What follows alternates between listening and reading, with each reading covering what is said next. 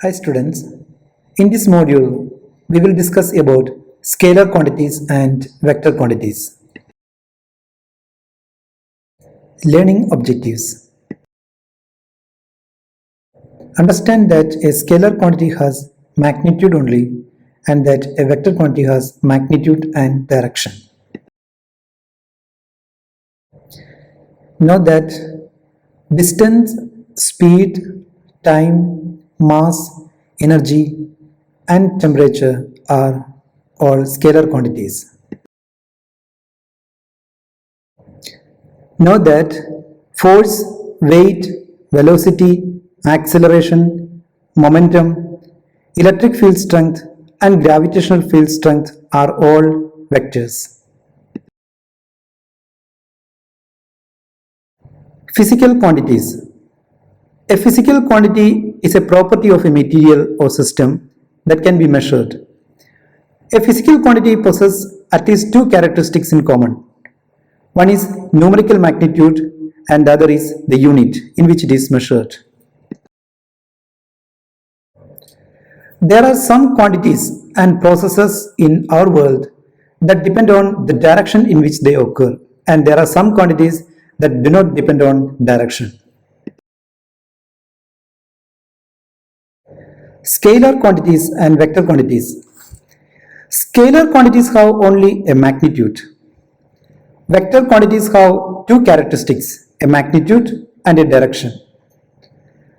When comparing two vector quantities of the same type, you have to compare both the magnitude and the direction.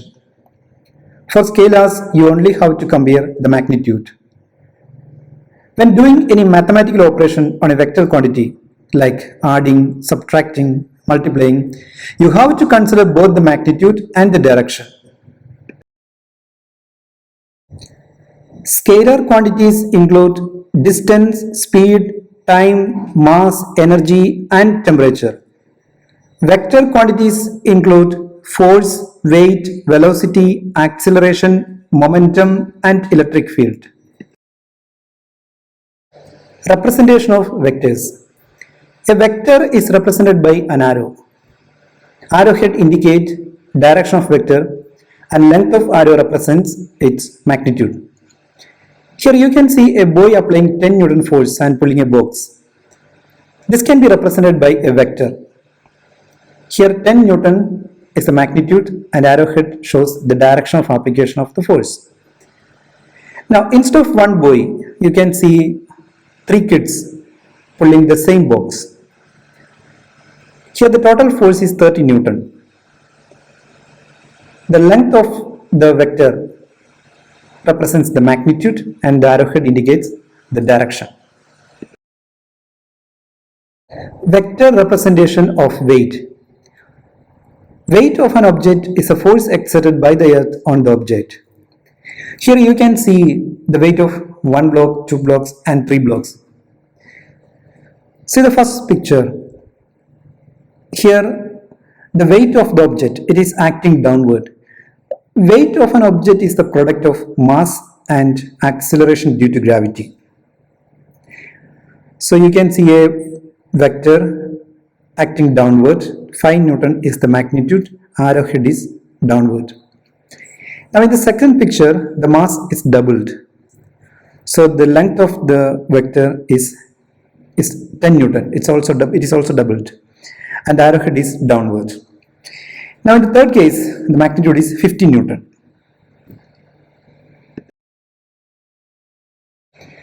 Displacement vector.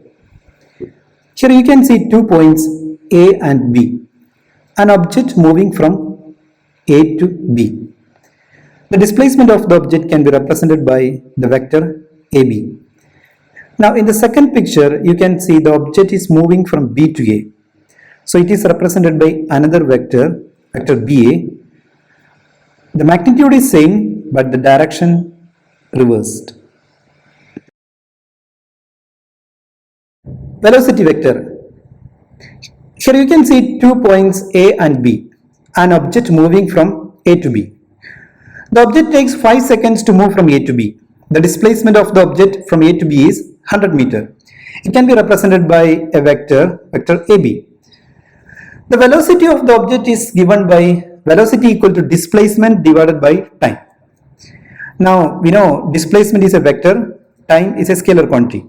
Dividing a vector by a number or dividing a vector by a scalar quantity gives another vector. The magnitude of the velocity vector is 100 divided by 5 equals 20 meter. The direction of velocity is same as the direction of displacement. Here you can see 2 points A and B.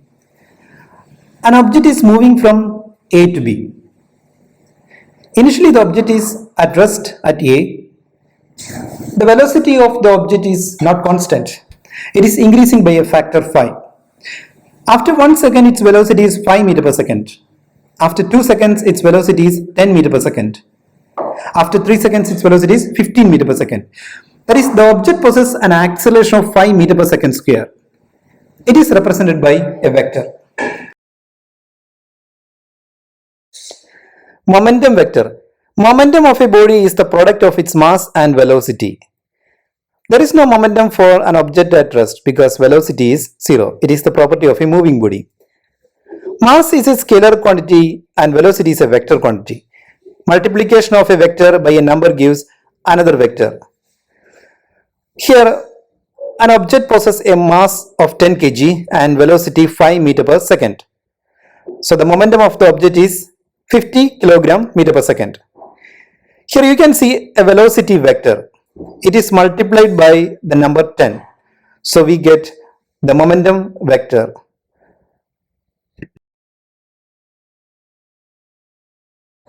Here you can see a boy pushing a box. Another boy pulling the same box. The pushing force is represented by the vector A and the pulling force is represented by the vector B. The resultant force is represented by vector R. The magnitude of the resultant vector R is the sum of the magnitude of vector A and vector B. Here you can see another example for addition of vectors. In the first picture you can see 1 Newton force and 2 Newton force acting along the same direction. So the resultant magnitude is the sum of the individual vectors. But in the second picture, one force is acting towards left and the other force is towards right. So to find out the resultant force, we have to subtract the small vector from the long vector. So the resultant magnitude is 1 Newton. Triangular law of vector addition. Here you can see a vector A and another vector, vector B. Vector B is perpendicular to vector A. To find out the resultant of these two vectors, we can use triangular law of vector addition. You can bring the tail of the second vector to the head of the first vector. Then draw the resultant from the tail of first vector to the head of the second vector. You can see another two vectors, vector P and vector Q. We can follow the same steps to find this resultant vector. Here, if you represent two sides of a triangle using the individual vectors, then the third side gives the resultant vector. Triangle law of vector addition states that when two vectors are represented as two sides of the triangle with order of magnitude and direction, then the third side of the triangle represents the magnitude and direction of the resultant vector. Parallelogram law of vector addition. Here we can see two vectors, vector A and vector B. Another vector is vector P and vector Q.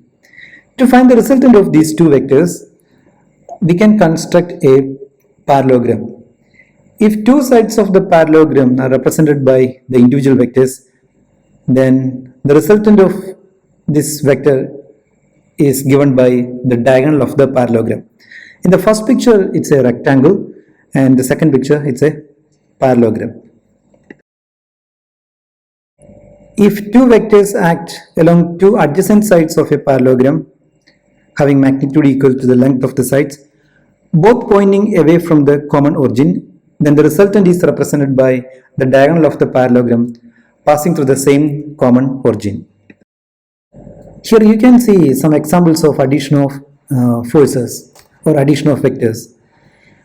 Two people carrying a heavy bucket. Here F1 and F2 represent the individual vectors and the resultant vector is along F. And in the second picture, two tugs pulling a ship. The tensions T1 and T2 in the string is given by the individual vectors, and the ship will move along the resultant of these two individual vectors. And in the third picture you can see two spring and one mass attached to this spring. So the upward forces or the upward vectors P and Q is shown here, and there is a resultant between P and Q. Now the mass is acting in the opposite direction of that resultant vector to balance these two forces. We can use vectors to represent the direction of gravitational field and the direction of electric field. So in the first picture you can see a mass at the center. Gravitational field lines are imaginary lines drawn around a mass. It is the direction of movement of a unit mass placed at a point near the massive object. So definitely due to gravitational force or due to the attractive force, that mass will move towards the center. So this can be represented by a vector. Similarly, we have electric field. The direction of electric field is the direction of movement of a unit positive charge when it is placed in an electric field. So here we can see some lines going away from the positive charge. These are electric field lines. This can be represented by vectors. Thank you. If you have some questions or suggestions, you can give in the comment. If you like my video, you can subscribe, enable notification and share.